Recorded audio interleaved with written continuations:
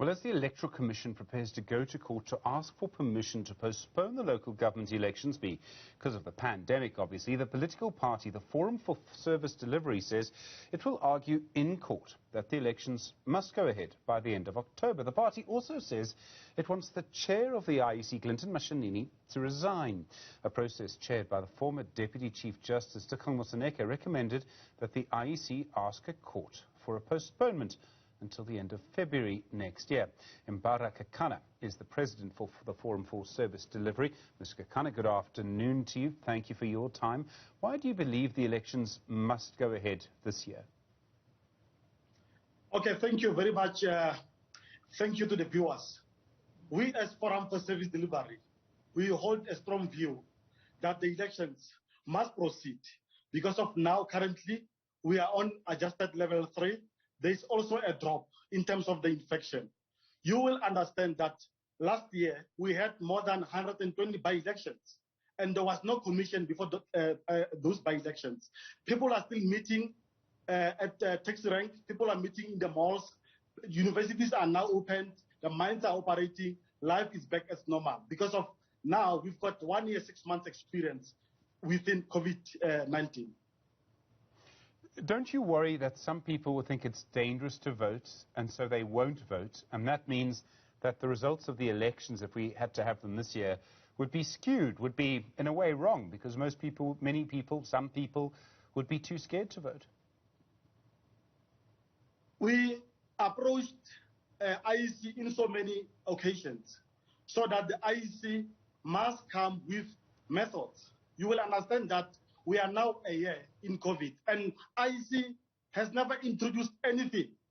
There was a report as long as 2017. There was also a report from us as 2017 to say IEC must be proactive. Where we are in this situation because of IEC that is not proactive, that is not doing anything.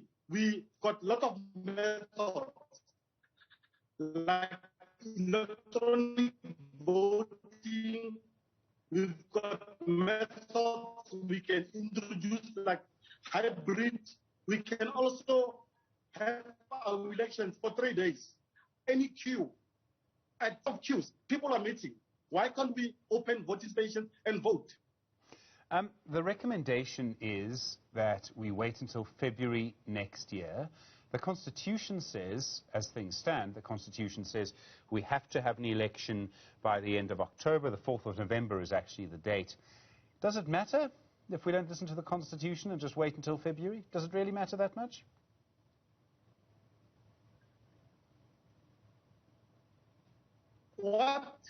The election must be postponed to February. What is the difference? I mean, it's about in 4 months. What is going to happen without water? There's no services. Municipalities are not operating. We cannot subject our people to this level. So we want the chairperson of IEC to accept that he failed us, he failed the country. Because of if IEC was much proactive, we won't be in this kind of situation. So you want the chair of the IEC to resign. Could the IEC really have done very much? Could it really have? I mean, Parliament won't allow electronic voting. It's the ANC really, I think, that has a problem with the electronic voting. If political parties don't agree to electronic voting, there's nothing the Electoral Commission can do. The Commission was supposed to, if they were serious about these elections, they were supposed to invent an inquiry as early as January. What guarantees do we have that February, the pandemic, who's a prophet? What guarantee do we have that come February, the situation will be better? What guarantees do we have that 27th of October, the judgment will be out? What guarantees do we have that the court might dismiss the application? If the court dismiss the application, what is going to happen? The issue of prolonging elections, it affects us as small parties because we don't have budget that can stretch as far as February. Tell me one voter that was interviewed during commissions. People that participated in that commissions are people who are living under aircons. We cannot have a commission without the voice of the voters. So, just to be clear, you'll go to court. You will argue that it is wrong to delay the elections. Do you think you'll be the only political party to argue? Do you think people will argue with you? In terms of the law, the IEC can postpone elections. They can postpone elections for 90 days. They cannot go beyond that. We are waiting. We are anticipating, and we have engaged our councils, and we will oppose. We don't mind, even if it can only be us. We will oppose that application because of we are saying Gogo Maria, who stays in the Botswana, sleeping without water. Municipalities are getting looted, so we cannot delay this thing further. We must allow people to elect new government.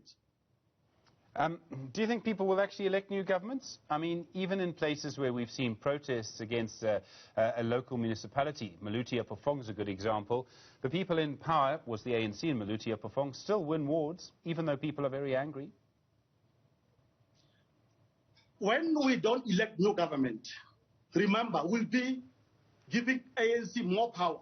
ANC will be illegitimately leading those municipalities.